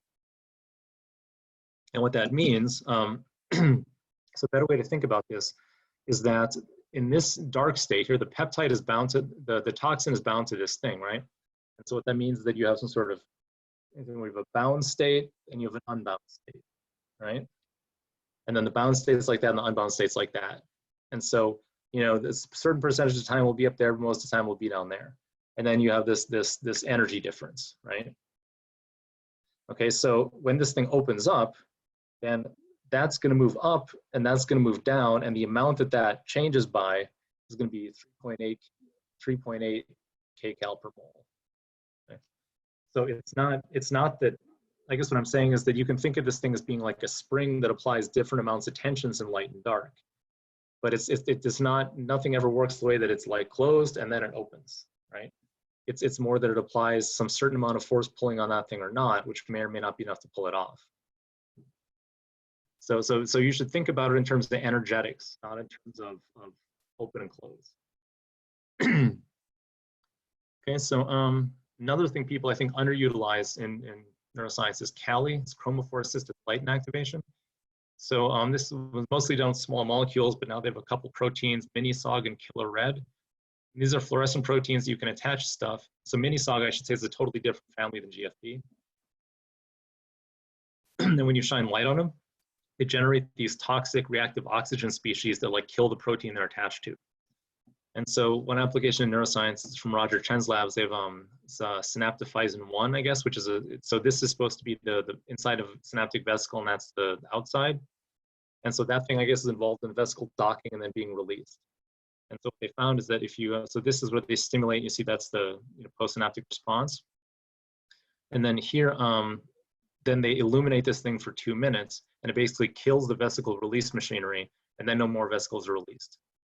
And so you can see here that they basically just block vesicle release. It takes something like 2.5 minutes of light, but they basically block vesicle release. And so that vesicle release is going to be blocked until new proteins are synthesized, which I think takes like 24 to 48 hours or something.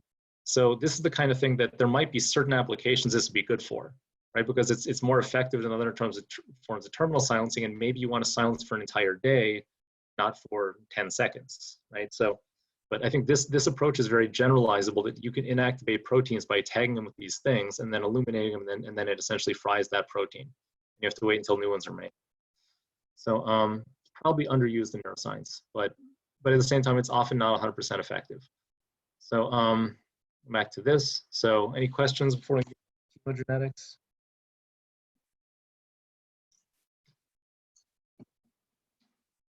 I know it's a lot of material. This stuff will all be posted online. You can email me questions if you want. All right, chemogenetics. So the main, sort of the more popular form of chemogenetics is DREADS.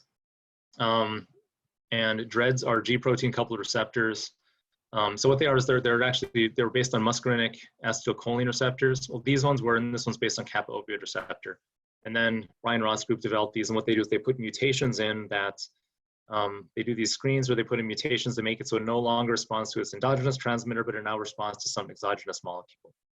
In this case, supposedly CNO, and this one's salvinorin B, both these things which are supposedly pharmacologically inert in that they don't activate any receptors or block any receptors in the human brain. So that was the original theory. I'm sure some of you have heard about this controversy and so forth. So CNO is pharmacologically inert. You put it in, it goes in the brain, activates threads, and that's it. So in reality, Mike Michaelides' group, a paper, and they've shown, in my opinion, 100% convincingly at this point, that that's not how DREADS work. The way the DREADS actually work is that you take CNO and the liver converts it to clozapine, which is pharmacologically active, and the clozapine binds to the DREADS and activates them. And so this explains a couple of weird phenomena that people have found, such as that, like, if you inject CNO into an animal, then it goes up and then it's out of the bloodstream in something like an hour, but you can still see it, effects in the brain several hours later. And so there's lots of, and it takes time for the DREADS to kick in. And so it's all consistent. And they've done very careful work with radio labeling and biochemistry and shown this is true. And so the thing is, it's not as bad as it sounds, because these bind clozapine with very, very high affinity. So it is true the clozapine is one of the dirtiest drugs we have. So I'm a psychiatrist, we prescribe clozapine. It binds like every receptor in the brain. But the dose that you give of clozapine to activate DREADS is very, very small. So it is the case that it's not perfectly selective, but it's not that bad either.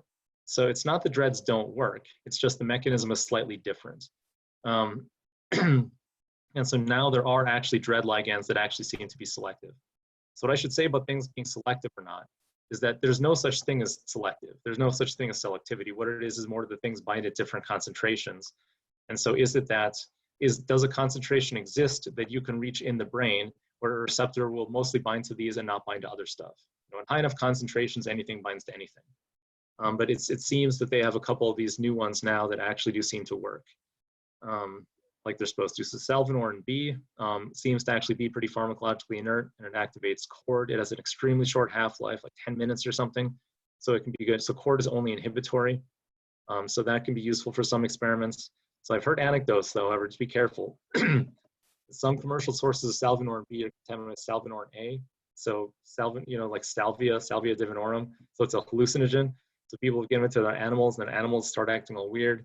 So you got to be careful that yours is pure. So that's something to be careful of. So that's the whole complicated ligand story. I guess one thing I should have put on here, which I didn't, there's like the base and acid form of CNO, and the basic form, CNO free base, is as opposed to hydrochloride salt. The free base is poorly water soluble, so people solubilize it in DMSO and then mix that into water. So it turns out that you have to use so much DMSO that the DMSO itself started having effects. So you're better off trying to get if you're going to use CNO, try to get the hydrochloride salt, or it's better yet use clozapine, or use one of these new dread ligands. Okay? But the point is you got to run controls. And the reason why is that CNO has effects on animals that do not express dreads. So what that means is that you have to have two groups of animals, one with dreads, one with GFP, you inject them both the same amount of CNO, and then you run them in parallel. You have to do that. There's no way around it. Okay? And if you do that, then you're fine, right? Then all these subtle, then all this stuff becomes subtle details. But the point is you do have to run those controls. Okay, so as far as what the dreads do, it's a cord and HM4DI. So this is kappa, it's a mutated kappa opioid receptor, and this is the human M4 muscarinic receptor, which couples to GI. That's hence the name HM4DI. I guess human M4 dread I coupled or something. So they activate GI, which decreases cyclic AMP, inhibits adenylyl cyclase. So that has kind of three major effects that are relevant to us in neuroscience on short time scales, which is it activates KIRK channels, which are potassium channels that hyperpolarize the cell. And then it inhibits presynaptic vesicle release through two mechanisms. One is it directly inhibits calcium channels. The other one, there's actually a thing where it activates the snare protein complex directly, which is newly discovered. So what I'll say is that a lot of cells don't have much KIRK channel expression. And it was sort of a mystery for a while that people would, if you inhibit the striatum with dreads, you see these really striking behavioral phenotypes. And then people would patch cells and put the CNO on, in dread positive cells and see the cells depolarize by like 4 millivolts or something. And there was a disparity between the membrane potential effect and the behavioral effect. And it turns out that probably the primary mechanism of inhibitory dreads is actually through suppression of vesicle release, not through hyperpolarization of the membrane. That of course is something that's much harder to measure in vivo, changes in vesicle release. But that's something to be aware of. So dreads, it seems, inhibit vesicle release more effectively than microbial opsins do. So you can inject your dread AAV in region A and put cannula in region B, and then inject in your CNO locally and then inhibit the terminals. And that's been shown to work. Okay, so that seems to be the main mechanism. And the other one, so I haven't used these other ones, and very few other people have, except for this one, so HM3DQ. So this one activates the GQ pathway and increases firing rates. I don't remember the mechanism, but I think it's TRP channel dependent. TRP channel is transient receptor potential. There's something like, I don't know, 15 of them or something, some sort of TRP channel thing. And I think it's the same mechanism of invertebrate visual transduction. So one interesting thing, so Cliff Kentros had a recent paper where they put this in grid cells in medial entorhinal cortex. What they found is that, and then they recorded there, and what HM3DQ does is it just boosts the firing rates, but the firing properties of the cells stay the same. So they're still grid cells, they still have grids in the same places, they just fire more. So at least in that brain area, it suggests something interesting about this tool, which is that, that you can boost firing rates, but without completely disrupting the natural structure. So that might be really interesting for certain applications. So the other kind of big family people use a lot for, or using more for chemogenetics is the PSAM system from Scott Sternsen's lab. So this is pretty clever. So they use these pentameric cis loop receptors. So things like nicotinic receptors and GABA and glycine receptors are in that family. And they have this outer, a ligand binding domain, and they have the pore domain. And so, these are interchangeable, where you can connect the ligand binding domain onto the pore domain. And there's pore domains that are both anion and cation selective, from say like GABA receptor versus acetylcholine receptor. So they have both excitatory and inhibitory versions of these things, and they mutate they took binding domains from some acetylcholine receptor, and then they then I think it's acetylcholine. Actually, maybe it's not here. It says, but no, I'm sorry. They use the intracellular pore from 5-HT3 or from the glycine receptor, so it's excitatory inhibitor. These outer parts come from the nicotinic receptors, and then the chemistry thing got all these compounds, so they have like a dread-like system where it only activates them.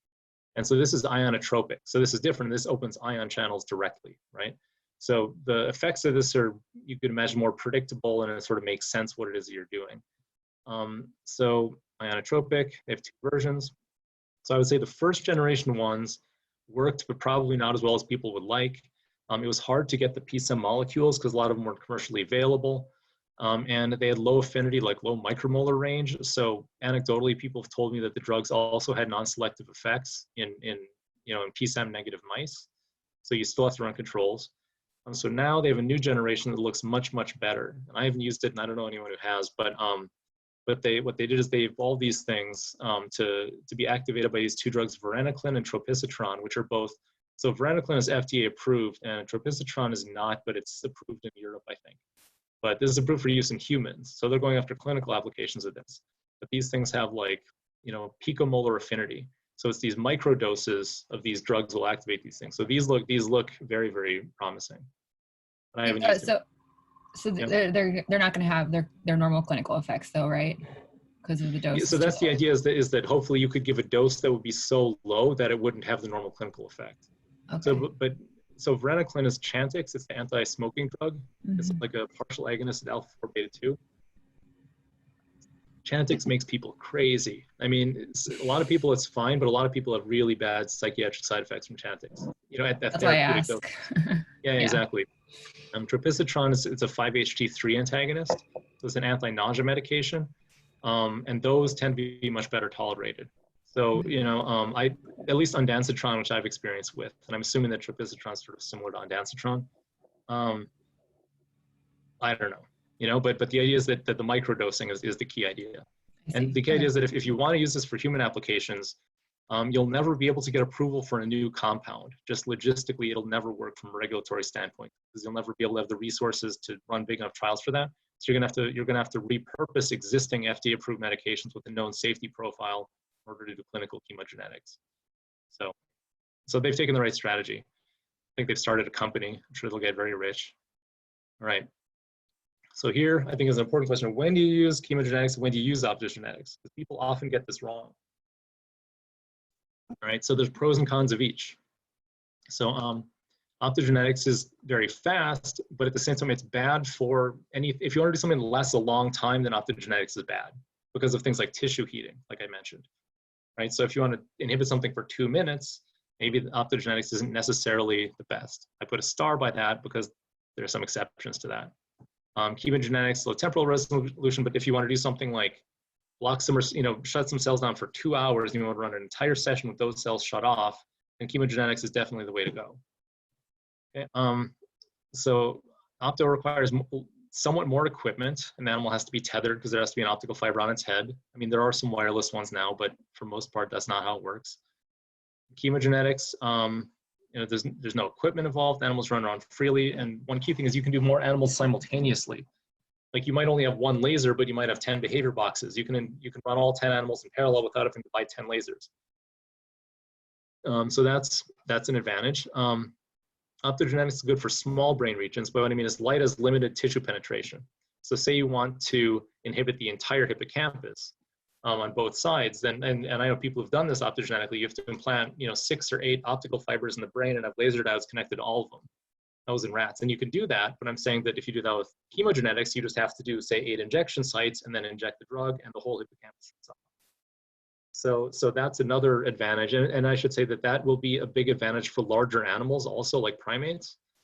Something where optogenetics works great in mice because their brain is very small, so light doesn't, so a relevant brain region might be like 1 cubic, millimeter, right? And you can illuminate that with 1 fiber. But in a primate, that thing might be like 1 cubic centimeter. So you're going to plant 1,000 optical fibers, or just 1 big one. But I'm just saying it's harder to illuminate larger brains. So that's something people have to keep in mind. But chemogenetics has an advantage there. Optogenetics, of course, you can precisely trigger illumination on behavioral events, spatial locations. We do experiments where we record from hippocampus and detect sharp wave ripples in real time, and then stimulate or inhibit nucleus accumbens. So chemogenetics, you can't do any of that. But then there's the flip side of that. I showed you a thing with HM3DQ where it boosts stuff, but it leaves the general patterns intact. So optogenetics is completely non-physiological, and that you just have a whole bunch of cells burst a lot, just fire like crazy for 20 milliseconds and then stop or whatever. That's completely not how the brain works. Whereas this actually retains something about the normal physiology. So there's pros and cons of all these things. So one thing about optogenetics, I would say, that is one of the things that makes it most powerful for certain applications in real life is that you could do within subject statistics and experimental design. By which I mean that you can have an animal that does 100 trials, and you can do the odd number trials with optogenetics on and the even number trials with it off. And you can, in one animal in one session, compare this trial to that, these trials to those trials in the same session. And then your statistics will be very powerful in that sense. Whereas with chemogenetics, even if you do it within the same animal, it'd be something like, well, do you do the first half of the session and then you inject the animal, do the second half? Well, maybe the first and that second half, maybe those halves are different. So then you have to do like run the animal on Monday and inject it with saline and then inject the animal with CNO and do it on Tuesday. But then you're comparing Monday to Tuesday, and those are totally different days. Maybe the animal's thirstier on Monday. So that's why your experiments are often much easier to interpret and analyze when you do optogenetics. And the other thing is you don't necessarily have to do negative control animals, depending on how you structure it. Whereas with chemogenetics, you always have to do negative control animals. So there's always a component of a group, this group and that group, as opposed to this trial versus that trial. So so I think that this is one of the most underappreciated benefits of optogenetics over chemogenetics. I think that people often make the mistake of like, oh, I don't want to buy a laser and that's too much work. What they don't realize is that buying a couple lasers saves you a ton of work at this level. And there's a lot of people doing chemogenetic stuff because it's easier, and it turns out it's actually not easier. It's easier to set up, but it's not easier to use once everything's going. Yeah, so those would be my broad generalizations. It takes longer to set up, but in the end, things are often better. And then chemogenetics is the opposite. So, but every experiment's different. What that star is for is that I should say that there are some of these step function options and stuff people can use where you shine light and then it will inhibit the cell for very long periods of time. And so it still is the case that, so you could do minutes maybe, but you're still probably not gonna do 3 hours. Maybe you will, maybe you won't. But there's something to be aware of. Okay. And then the last thing I should say is that I don't think that people should not get stuck in this mentality that those are the only 2 things to use. So they're both bad on long time scales. So HM4DI, Christoph Kellendonk had a paper where they put CNO in the drinking water, and it was after 1 or 2 days, it just stops working. And then what happens is that you have to take the animals off CNO for 48 hours, and then if you give them CNO again, then it works again. But basically there's this desensitization, and it's probably not desensitization of the receptor itself, it's probably downstream. So that probably differs from every cell type in the brain. So you just have to be aware of stuff like this. So there's lots of things you can have, lesions, toxins. So there are these things people don't use that much. There's Natchback and KIR 2.1. So these are excitatory and inhibitory channels that just have a certain amount of leak conductance that just boosts cells or suppress cells activity. And you can put them under doxycycline control. So you can, if you want to inhibit cells for like 10 days, you can do that. And that's probably a better way to go. Another very important point is it always annoys me a little when people say excitatory and inhibitory dreads, and I say it too, but we have to make sure we recognize that's not what they do. I see a lot of things where people are like, oh, I want to inhibit the cells for 2 days using dreads and then see what the effects are of inhibiting the cells on this. It's like, well, you've just activated this whole signaling pathway. And whatever effects you see are going to be due to activating some signaling pathway. It's not the same thing as inhibiting the cells. So just be very cautious of simplistic interpretations like that. Okay. So I guess that's it. We don't have time. I thought maybe we talk about glue as a bonus topic, but it looks like maybe we don't have enough time. I want people to have time to ask questions. Questions? Yeah, so Luke, you put a star after for optogenetics, but you didn't go through the exceptions. Yeah.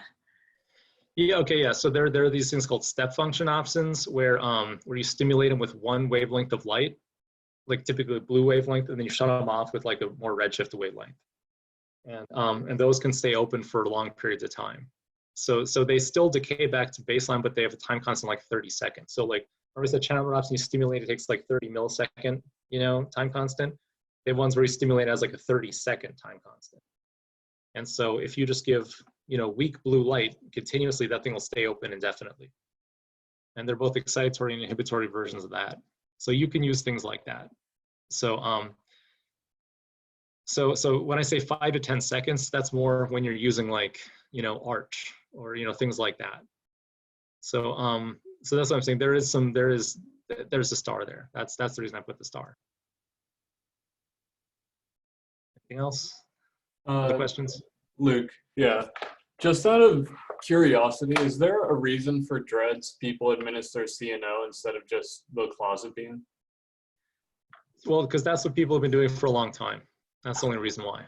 So, and I mean, so people are now starting to use clozapine, but using clozapine is admitting that dreads don't work the way you thought they did. You know what I mean? So then you have to recognize, oh, well, I'm giving something that's not pharmacologically inert. I have to do the relevant controls and stuff. So that's, I think that there was the whole notion that clozapine actually activated the dreads was controversial at first, and a lot of people didn't accept it. And at this point, I think that evidence, at least as far as I'm concerned, the evidence is pretty much overwhelming that that's the case. So yeah, so people are starting to use clozapine. Clozapine's cheaper and easier to work with, so there's no good reason to use CNO anymore. But now you can use these other ones from Hopkins, whatever J60 and J52 or whatever they are, the new Michaelides ones that actually are specific. Related to clozapine, if you're wanting to do a more local experiment with the dreads, where you're using like a cannula to infuse, would it be better to just infuse clozapine? Like, what are the binding characteristics between the two? So CNO does, so people in slices have used CNO, and it does seem that CNO works, but the concentrations are like micromolar concentrations. So there's somewhat of a debate where there might be local conversion of CNO to clozapine in the tissue. So I think people actually don't know exactly how that works. The thing is with CNO is that people have done those experiments enough that they know what to expect and they know how it works. So I think that's why people do it, is because it's already worked out. And you can cite papers and you can say that they injected this much and that's what I should expect to see. So in that sense, that's what's more relevant maybe than the theoretical aspects of it. I have a question. Yeah, go ahead. Sorry. Did you go over the reasons why someone would choose a GS over a GQ coupled dread, specifically I guess the HM ones? Yeah, so the GS coupled one, it's not clear exactly what that thing does. I don't know exactly what it does. The GQ coupled one, like I said, has a totally separate pathway where it activates TRP channels. I think that's the mechanism. So and that was the first one that came out. The GS coupled one came out later, and I don't know anybody who's actually used it. I don't know what it's allegedly for, I don't know what it's supposed to be for. Okay. I'm a little disappointed because I wanted to talk about glue, because I think it's a very important topic. That the thing about this class is that it's for teaching you the stuff that's not in the textbook. Some of it's in the textbook, some of it's not, but I feel like glue, maybe you guys can just read the notes. Everybody should use dental acrylic. It's amazing. When I first used it, I was like, where have you been all my life? How is it possible I didn't know this existed? Dental acrylic was originally developed for injecting into humans' bones in the 1950s, and it's still used for that purpose. So you can look at that. There's a needle for injecting dental acrylic into people's spines, and it has some sort of hydraulic pump thing that allows it to have higher viscosity. So they're very proud of this fact. They're like high viscosity stuff to inject into people's spines. You should all be using visible light curing glue. It's so much better. Triagel I recommend. Fluid ALC is very good. Optibond is better than Metabond. It's just much easier in terms of skull attachment. I'll post all the stuff online you can read. Okay, I'm not going to talk about that. Right, any final questions? I have a basic question. Maybe you already answered this, but is it obvious when you overheat the brain with opto? No, it's not obvious. That's the whole problem. Is how would you know if you do or not? So, yeah. So most people don't record at exactly the same site that they put the optical fiber at, and it turns out actually it's hard to do that because the fiber kind of kills the adjacent cells, and so that's why it wasn't until people did careful experiments with controls that they saw that there was these effects. So it's known that heating and cooling the brain affects it. So yeah, so it's more about limiting your light power to ranges that don't seem to cause those issues based on the ranges that people have observed those issues in. But what temperature are we heating the brain just by light? Is it 1-2 Celsius? What Yeah, is in that range. I think it's when you start to get more than like 2 degrees Celsius. I don't remember the exact numbers, but it's somewhere around there. At around like more than 1 or 2 degrees is where you start to see effects. There's a Svoboda paper. Sorry? There's a Svoboda paper about that for 2-photon imaging, actually. Okay. I don't know about but there was a good Svoboda paper. I'll try to look it up for Thursday. Yeah, Josh Gordon had so Josh Gordon has these papers where they do where they are inhibiting. I think it's that they're injecting the hippocampus or amygdala or something with ARCH, AAV ARCH, and then they put optical fibers in PFC, and then they're inhibiting the terminals there, and so they have to inhibit them continuously for many seconds. And then they did a bunch of stuff with measurements of like how much heating there was and how abnormal the cells were and all that sort of stuff. So for opto, that's the thing. So with 2-photon, Tiago brings up a good point. With 2-photon and 3-photon, the biggest limitation in a sense is tissue heating. In fact, sometimes you can actually see it under 2-photon that your brain, this is kind of extreme, but your brain can actually start warping like hot wax, which is obviously not a good thing. Yeah. So my PhD, I work in this lab. This is before 2-photon microscopes were commercially available. The lab, they had this like super fancy big 2-photon with an acousto-optic deflector for the fast scan axis, and all this was for imaging Drosophila olfactory system. And so the first time they put a fly in there, they just like sort of cut open the cuticle and stuck a fly in there, and they turned on the laser, and the head just like, and just like burst into flames, and there was a little puff of smoke. And so then they realized, oh, we need to water cool it. So then they with water with a little hole, and they attached the drops. The water's flowing. But the joke was, it's sort of like, when kids have a magnifying glass and then they burn a bug. It's like then the NIH gives you, $1 million and you build this giant microscope and you do exactly the same thing. So I just had a quick question about the terminal inhibition. So the way you sort of phrased it makes it seem like it just works like 20 or 30% of the time. Like, is this just the case? Is there no way to overcome that? Yep, that's just the case. It's not that it works 20 all or 30%. The papers that, like people have done, like it's all, the effect is all achieved with like 20 or 30% efficiency of inhibition. No, it's not. So it differs. So Josh Gordon's lab also, they also looked at where they would stimulate, I think it was hippocampus, and then they would look at the size of the field potential that was induced in PFC. And if I remember correctly, that their ARCH inhibition saw a 60% reduction. Okay, but it's not 100%. That's the point, is absolutely never 100%. Mm-hmm. But the thing is that, if you reduce something by 60%, that's a lot. Like you would expect that if your hippocampal inputs to PFC were reduced by 60%, you'd expect something to happen. Yeah.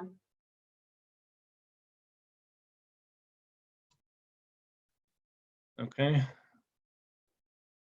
I have to get going. I'm sure some of you do too. Thanks for all your questions.